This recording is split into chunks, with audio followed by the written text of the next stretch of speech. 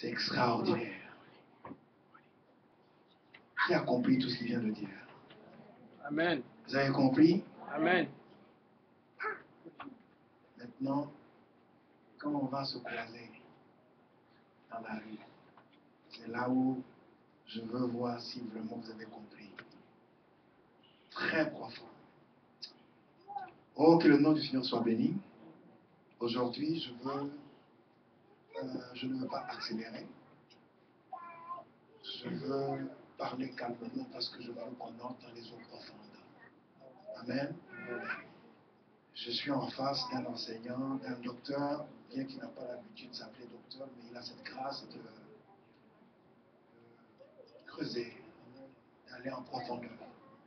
C'est extraordinaire. Mes amis, laissez-moi vous dire que moi, je viens d'une famille pauvre. Heureusement que Christ s'est fait pauvre pour que je devienne riche.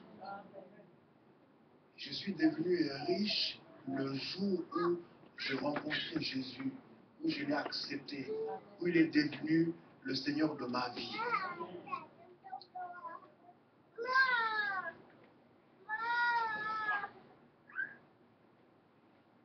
Notre objectif, ce n'est pas seulement de vous remplir de connaissances, ou de vous apprendre à jeter. Non, nous voulons que la parole que nous vous enseignons puisse devenir chère en vous.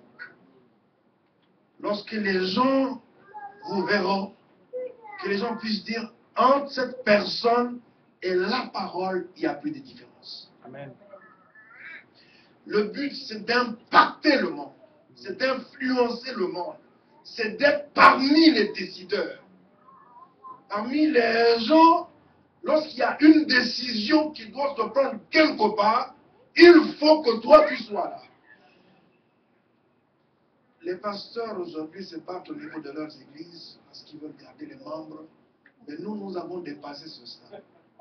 Amen. Nous avons dépassé ce stade parce que nous n'influençons pas les gens seulement au niveau de l'église, mais au niveau des nations. Amen. N'est-ce pas? Nous sommes là où les choses se passent. Ce que je suis en train de dire, c'est filmé. Il y a des choses que je ne peux pas dire parce qu'on ne sait jamais. Là, on peut utiliser. Mais nous allons revenir à la parole de Dieu. Et nous allons apprendre des choses. Vous voyez, la chose la plus puissante que Dieu a établie avec l'homme, c'est l'alliance. Au-dessus de l'alliance, il n'y a plus rien. Donc, si tu ne fonctionnes pas avec Dieu dans cette dimension et que tu t'arrêtes au niveau des promesses, hier soir, je vous disais, la plupart des promesses sont conditionnées. Si vous ne remplissez pas les conditions, les promesses peuvent ne pas se réaliser. Or, sous la nouvelle alliance, les promesses et les faits, c'est-à-dire ce que Dieu a déjà fait, sont réunis dans l'alliance. Dans la nouvelle alliance, on trouve et les promesses et ce que Dieu a fait. Donc, au-dessus de l'alliance, il n'y a plus rien. Au-dessus de la reine, il n'y a plus personne. Au-dessus de la royauté, il n'y a plus personne. Et c'est pour ça que vous comprenez, les gens comme les bénis, quand ils ont compris, j'étais dernièrement à Phoenix, Arizona, j'ai eu le privilège de me retrouver à 100, peut-être pas 100 mètres, 20 mètres de Béni. Mes amis, nous étions tous dans la salle. Mais lorsque le gars est rentré dans la salle, j'ai commencé d'abord par regarder sa tête, les chaussures, sa chemise. Regardez même la chemise, c'est en or. Alors je me suis regardé, j'ai dit, Seigneur, c'est la même Bible que nous lisons, c'est la même Bible que nous prêchons, mais pourquoi lui, il est comme ça et moi? Si nous comprenons ce que l'homme de Dieu vient de dire, nos vies vont changer. Et c'est la volonté de Dieu. C'est Dieu si grand, si puissant, a accepté de venir habiter. Et il veut que nous soyons ses représentants, que nous reflétions sa gloire. Quel privilège! Si Jésus n'était pas rentré dans ma vie, je ne sais pas ce que je serais devenu aujourd'hui. De grâce, ne sors pas de cette salle sans avoir donné ta vie à Jésus. S'il te plaît, peu importe ton niveau d'études, peu importe d'où tu viens, peu importe ton environnement, peu importe où tu habites, si tu invites Jésus dans ta vie, il est capable de faire ce que ton père ne peut pas faire. Dieu a fait alliance avec Noé, il a fait alliance avec d'autres personnes, mais la plus grande alliance, c'est l'alliance qu'il a faite avec Abraham et Jésus. Et c'est pour cela que je veux revenir, je veux faire un petit peu marche en arrière. Nous allons parler un petit peu sur l'alliance que Dieu a faite avec Abraham. Nous lisons la parole de Dieu dans Genèse au chapitre 17. Genèse chapitre 17. Par respect pour la parole de Dieu, je vais vous demander de vous lever s'il vous plaît. Nous lisons la parole de Dieu. Est-ce qu'un frère ou une sœur vraiment dynamique peut lire à haute voix la parole de Dieu? Genèse chapitre 17, premier verset, s'il vous plaît. Je lis la parole de Dieu. Lorsqu'Abraham fut âgé de 99 ans, l'Éternel apparut à Abraham et lui dit: Je suis le Dieu Tout-Puissant. Marche devant ma face et sois intègre. Amen. Amen. Amen. Prenez place, s'il vous plaît. Et acclamons le Seigneur. Un jeune homme, c'est ce jeune homme qui m'avait posé hier soir la question en disant: je sens que j'ai un appel prophétique, mais comment rentrer dans... Comment exercer? Je lui ai dit: jeune homme, laisse-moi réfléchir, méditer. Demain, je veux répondre à ta question parce que je n'ai pas toutes les réponses. N'est-ce pas? Amen. Mais je veux parler à quelqu'un en disant: il n'est jamais trop tard. Il n'est pas trop tard que tu puisses te réveiller et que tu prennes ta vie au sérieux. Il n'est pas trop tard. Peu importe ce que tu as fait, peu importe ton passé, peu importe le degré de péché que tu as pu commettre, il n'est pas trop tard. Tu peux te ressaisir ce soir et dire: j'en ai assez de marcher sans Dieu, j'en ai assez d'être maître de ma propre vie, j'en ai assez de me battre. Je veux me soumettre, reconnaître l'autorité de Dieu et me soumettre à Dieu. À 99 ans, la Bible nous dit que Dieu a paru à Abraham. Il n'est pas seulement apparu, mais Dieu va lui parler. Amen. Dieu, il va parler à Abraham. Et il va dire à Abraham: je suis le Dieu puissant. Conduis ta vie sous mon regard et comporte-toi de manière irréprochable. Pourquoi? Parce que beaucoup de gens pensent que Dieu, lorsqu'il décide de bénir, c'est par préférence qu'il bénit mon voisin et il m'oublie moi. Non. Dieu, pour bénir, ça n'a jamais été un problème pour lui.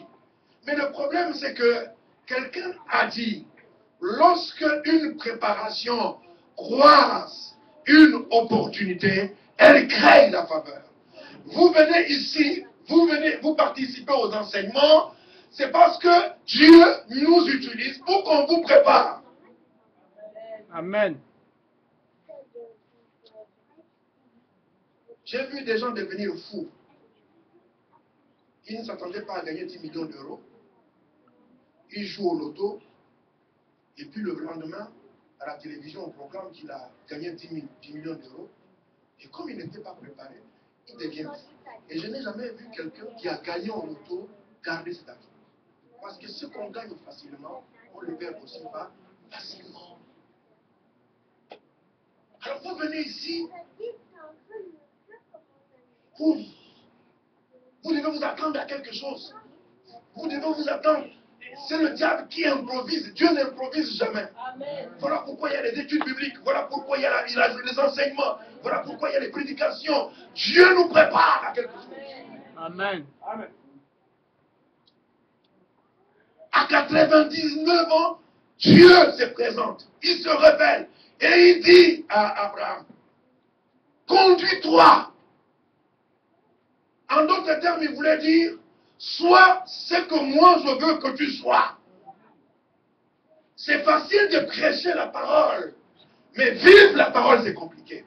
Et la force d'un homme de Dieu, ce n'est pas seulement d'enseigner, ce n'est pas seulement de prêcher, mais de vivre ce qu'il prêche. Je donne toujours cet exemple. Vous savez, quand vous êtes jeune pasteur, il paraît qu'on est un petit peu élégant, bon, ça crée toujours des problèmes. Il y a quelques mois passés, je devais transiter par Nairobi. Le peu de fonctions que j'occupe de temps en temps, ça me permet de voyager en personne. Et quand nous sommes arrivés à Nairobi, on devait passer la nuit.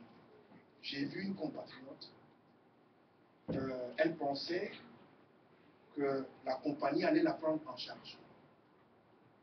Et comme elle était en classe économique, arrivée au guichet, on a dit non, vous êtes en classe économique, vous allez passer la nuit à l'aéroport.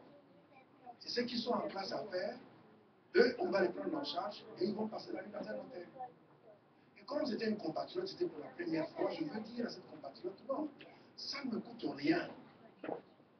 Je veux avoir une grande chambre dans un grand hôtel, ça ne me coûte rien de vous laisser mon lit. Moi, je peux dormir sur mon canapé et demain, on va continuer le voyage. Si vous le souhaitez, je suis vraiment décidé à vous aider. Et elle n'a pas hésité.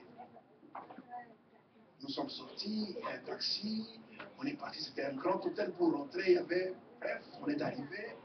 Par politesse, j'ai dit à la dame, écoutez, moi je vais descendre au restaurant, si vous voulez, vous pouvez venir dîner avec moi. Et sinon, elle a dit non, non, je suis fatigué, je ne vais pas manger. Elle a pris son pain, elle est restée, je crois, plus d'1 heure. Quand je suis remonté, j'ai dit à la dame, si vous voulez, prenez le lit, moi je veux rester sur le canapé. Elle a dit non, non, non, c'est votre chambre, moi je préfère. Il faut dire que le canapé était aussi confortable. Donc quand elle a dit qu'elle va dormir sur le canapé, j'ai dit ok. Je me suis allongé sur mon lit, très tôt le matin à 6 heures. Le taximan est venu nous récupérer, nous sommes arrivés à l'aéroport. Elle était en classe économique, moi j'étais en classe affaires. Et nous arrivons à destination, moi on est venu me prendre au pied de l'avion. Et la vue des gardes du corps armés sont venus me prendre au pied de l'avion. Et puis un des gardes du corps a dit, prophète. Ça l'a choqué. Il a dit, mais comment? Toi tu étais un homme de Dieu. Parce que quand on était dans le taxi, quand on a quitté l'aéroport, elle me racontait ses bêtises, comment elle buvait, comment elle faisait, etc. Et moi, j'étais calme. Je n'ai pas fait pression sur elle. Je n'ai pas cherché à changer sa vie. Je ne cherchais pas à changer sa vie, mais je cherchais à impacter sa vie. Et quand nous sommes arrivés, elle dit, mais je ne savais pas que tu étais un homme de Dieu. Il aurait fallu que tu me dises que tu étais pasteur. J'allais faire attention. Vous voyez, les gens, ils sont hypocrites. Au lieu de se convertir, lorsqu'ils entrent dans nos réunions, dans nos églises, ils se transforment. Et ils pensent que c'est ça être chrétien. Quand ils arrivent, alléluia, hypocrite. Dieu voit au-delà des apparences. Et cette sœur, elle est partie. Et comme Dieu fait les choses quelques temps après, elle est venue à Paris. Elle a raconté, mais j'ai rencontré un homme formidable. J'aimerais bien rencontrer ce monsieur. Mais elle ne savait pas que la personne à qui elle s'adressait me connaissait. Et toi, tu as rencontré ce monsieur? Elle dit, oui, j'ai rencontré ce monsieur. J'ai dormi dans sa chambre. Cette personne qui n'était pas convertie, aujourd'hui, elle est prête à donner sa vie à Jésus. Amen. Pourquoi? Parce que ce n'est pas seulement les paroles, mais les actes. Derrière la parole, il faut qu'il y ait une vie. Est-ce que quelqu'un m'entend? Il faut qu'il y ait une vie. Ça a impacté. On peut tout raconter sur moi, mais cette femme, si on